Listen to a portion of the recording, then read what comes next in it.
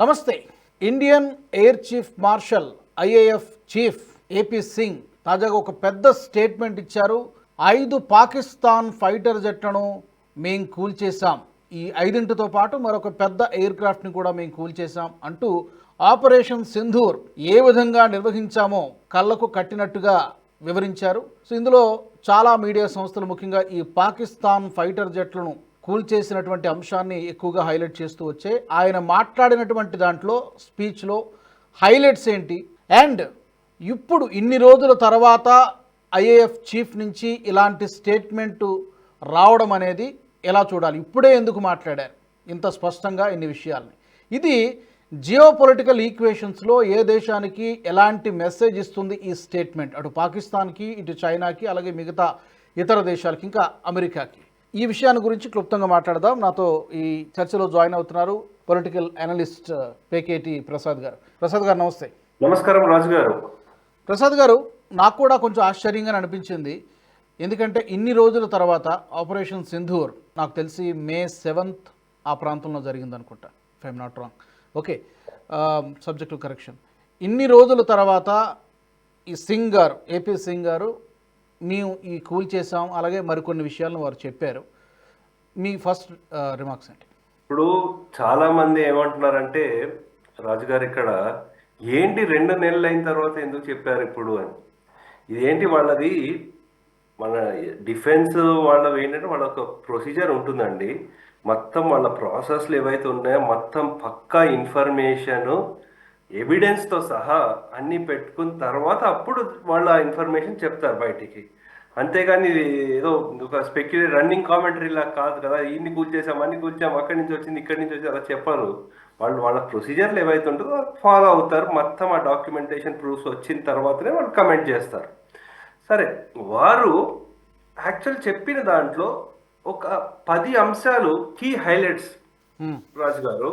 So first ఏమన్నారంటే, ఇప్పటి వరకు సర్ఫేస్ టు ఎయిర్ మీద అటాక్ జరిగిన వాటిలలో ఇదే లార్జెస్ట్ రికార్డెడ్ అంటున్నారు. అంటే మన సర్ఫేస్ నుంచి వాళ్ళ 6 పాకిస్తానీ ఎయిర్ క్రాఫ్ట్ కొట్టడము, అది ఏంటంటే అది పెద్ద రికార్డు. అందులోను ఎలింట్ అంటారు, ఎలింట్ ఆర్ ఇవాక్స్, EWCS అంటారు. సో ఆ ఎయిర్ క్రాఫ్ట్ అది కూడా 300 కిలోమీటర్ లోపలికి వెళ్ళి కొట్టామంటున్నారు. అంటే మన కేపబిలిటీస్ ఎలా ఉన్నాయో చూడండి అని చెప్తున్నారు. అది ఒకటి. ఇంకోటి, ఇప్పుడు రష్యన్ది మనకి S-4 ఎయిర్ డిఫెన్స్ అంటున్నారు. అవి అసలు పాకిస్తాన్ ఎయిర్ క్రాఫ్ట్ లోపల రాకుండానే వాళ్ళని అక్కడ గాల్లోనే వెళ్ళిపోయాయి అంటున్నారు. అది ఇంకోటి. నెక్స్ట్ ఏంటంటే, మనకి అసలు మినిమల్ డ్యామేజ్ జరిగి ప్రిసిషన్ అటాక్స్, అంటే మనం చూసాము భావల్పూర్లో జైషే మొహమ్మద్ హెడ్ క్వార్టర్స్ ఏదైతే ఉందో కరెక్ట్గా ఎక్కడైతే ఆ బిల్డింగ్ ఉందో మొత్తం 3 ఫ్లోర్లు కొట్టేసాం మనం. అంత ప్రిసిషన్ అటాక్, అసలు మన వాటికి ఎటువంటి డ్యామేజ్ జరగకుండా, ఇది మనకేంటంటే చాలా పెద్ద అచీవ్మెంట్ ఇది అని వారు చెప్తున్నారు. నెక్స్ట్, వాళ్ళకి టెర్రరిస్ట్ కాకుండా వాళ్ళు ఎప్పుడైతే టెర్రరిస్ట్ స్థావరాల మీద మనము ఈ చేసామో సర్జికల్ స్ట్రైక్ లాగా, తర్వాత వాళ్ళు మళ్ళీ మన మీద అటాక్ చేసినప్పుడు వాళ్ళ కీ ఎయిర్ బేసెస్ మీద మనం డైరెక్ట్ గుస్కే మారేంగే అన్నారు. కరెక్ట్, అలాగే జరిగింది. ఆ పాకిస్తానీ ఎయిర్ ఫీల్డ్స్ ఏవైతే ఉన్నాయో, షాబాద్, జకోబాబాద్, అంటే అది ఎంత ఇంపార్టెంట్ అంటే అక్కడ F-16 మొత్తం ఒక ఫ్లీట్ ఉంటుంది అనమాట. మొత్తం వాటిని మొత్తం డ్యామేజ్ చేసేసాము. మురీద్, చక్లాల, సర్గోదా, వీటిలన్నిటి ఎయిర్ ఆపరేషన్, అంటే ఒక విధంగా చెప్పాలంటే వాళ్ళ ఎయిర్ ఫోర్స్ మొత్తం డిస్ట్రాయ్ చేసేసాం వాళ్ళ ఆపరేషన్స్ అని చెప్పారు. అదొకటి. అండ్ 6 రాడార్ స్టేషన్స్ కూడా, రాడార్ స్టేషన్స్ని కూడా ఏ విధంగా ధ్వంసం చేశారో అది కూడా ఎక్స్ప్లెయిన్ చేశారు. AEWCS అంటారు కదా, అది రాడార్ లాగే పనిచేస్తుంది, అది దాన్ని మొత్తం ధ్వంసం చేసామని చెప్తున్నారు. నెక్స్ట్ ఇంకోటి ఏంటంటే, ఇక్కడ హైటెక్ వార్ఫేర్ అంటారు. అంటే బహుశా మనం ఇప్పటివరకు చూసిన వాటిలలో ఈ డ్రోన్స్తో ఇంత పెద్దగా అటాక్లు జరగడము అవి ఫస్ట్ టైం. దీన్ని అందుకు హైటెక్ వార్ఫేర్ అంటున్నారు. సో దానికి మన రెస్పాన్స్ కూడా ఎలా ఉందో, ఎలా తిప్పి కొట్టామో అది చేస్తే ఇంకా పాకిస్తాన్ వాడికి గత్యంతరం లేక వాళ్ళ DGMO అంటారు, అంటే director general of military operations, వాళ్ళ దగ్గరికి వెళ్ళి, బాబు మమ్మల్ని తప్పైపోయింది, మమ్మల్ని క్షమాపణ కోరుకున్నారు.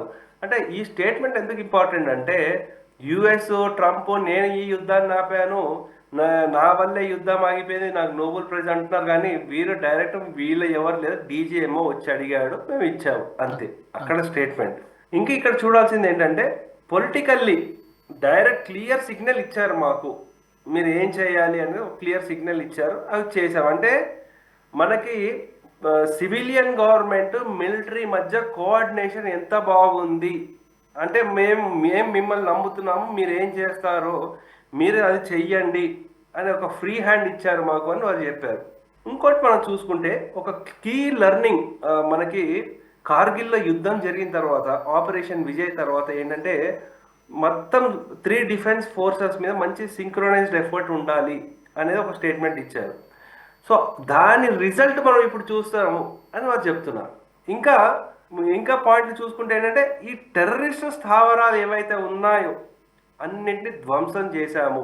అంటే వీళ్ళు ఒక దగ్గర 100-150 మిలిటెంట్లను మేము చంపేసాం, టెర్రరిస్టులను చంపేశాము అక్కడ. సో అది అయిపోయింది. సో వాళ్ళ స్థావరాలంతా ధ్వంసం చేశాము. ఇంకోటి ఏంటంటే ఓవర్కమింగ్ బాలాకోట్ కమ్యూనికేషన్ ఛాలెంజెస్. బాలాకోట్లో కూడా మనం చేసాము. చేసిన తర్వాత మనకేంటి ప్రూఫ్, ఏది ప్రూఫ్ కహా హై, ఇటువంటి స్టేట్మెంట్లు వచ్చేది. ఇప్పుడు మీకు ఏం కావాలంటే రండ్రా మీకు కూర్చోబెట్టి మొత్తం డీటెయిల్గా ఎక్స్ప్లెయిన్ చేస్తాను అని మరి చెప్పడం జరిగింది.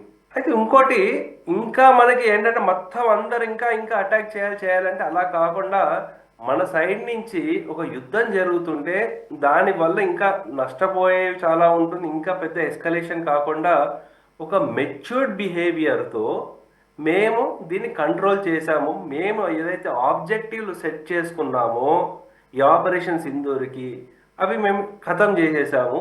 అది కూడా within no time, within hardly 3 days టైంలో మేము చేసేసామని వాళ్ళు చెప్పారు.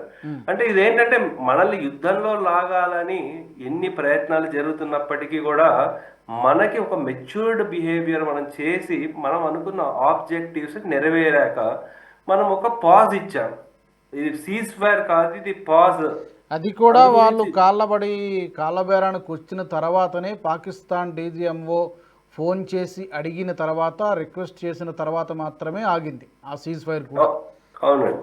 అండ్ అమెరికా రిక్వెస్ట్ చేసిందనో, ట్రంప్ కాల్ చేశారనో, లేకపోతే జేడీ వ్యాన్స్ కాల్ చేశారనో మాత్రం ఆగలేదు. వాళ్ళు ప్రయత్నించిన మాట వాస్తవం, కానీ వాళ్ళు ఇచ్చినటువంటి రిక్వెస్ట్ మేరకు ఆగలేదు.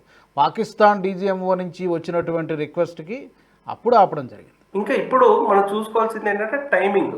ఓకే, సో ఒకటి మీకు ఫస్ట్ చెప్పింది ఏంటంటే వాళ్ళ ప్రాసెస్లో ఏవైతే ఉంటుందో ఆ ప్రూఫ్స్ లేకపోతే ఆ ఎవిడెన్స్ అవన్నీ కలెక్ట్ చేసుకున్న తర్వాత, శాటిలైట్ ఇమేజెస్ అవన్నీ కలెక్ట్ చేసుకున్న తర్వాత అప్పుడు వాళ్ళు స్టేట్మెంట్ ఇస్తారు. అదొకటి. నెక్స్ట్ ఏంటంటే ఇప్పుడు మన రష్యాకి వెళ్ళారు ఎవరు, మన ఫారిన్ మినిస్టర్ వెళ్తున్నారు. ఇంకా నెక్స్ట్ అలాగే మన మోదీ గారు కాల్ అయింది, ఇంకా అజిత్ దోవల్ గారు కూడా వెళ్ళారు అక్కడ. మనకి ఇంకా అడ్వాన్స్డ్ S-400 కాకుండా S-400లో ఇంకా మల్టిపుల్ S-400 మనం ఇంకా తెచ్చుకునే ప్రయత్నంలో ఉన్నాము.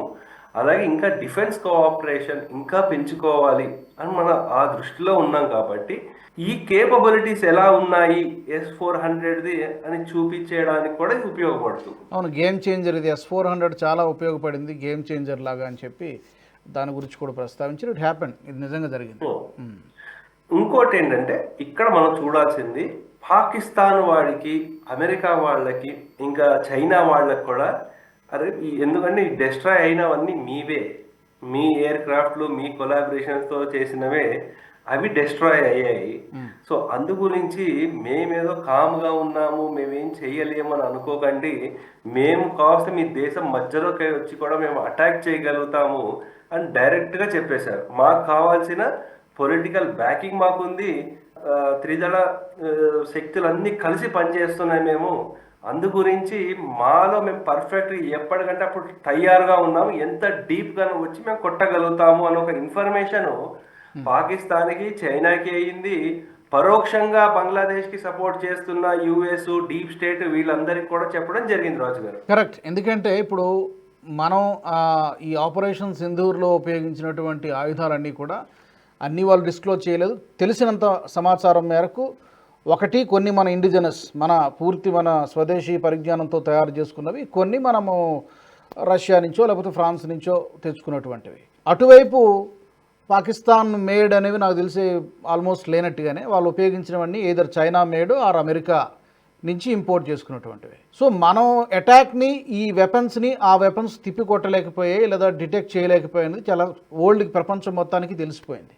సో ఇండైరెక్ట్లీ అటు చైనాకి అమెరికాకి కూడా ఘోరమైనటువంటి అవమానం. తద్వారా ఈ యొక్క డిఫెన్స్ ప్రోడక్ట్స్ ఇంతేనా, దీని సత్తా ఇంతేనైనటువంటిది అటు చైనా ప్రోడక్ట్స్ ఇలాగే ఉంటాయేమో అనేటువంటి వాళ్ళ డిఫెన్స్ ఏమంటారు ఉత్పత్తులు డిఫెన్స్ మార్కెట్ మీద చాలా పెద్ద దెబ్బ పడిందని అంటున్నారు.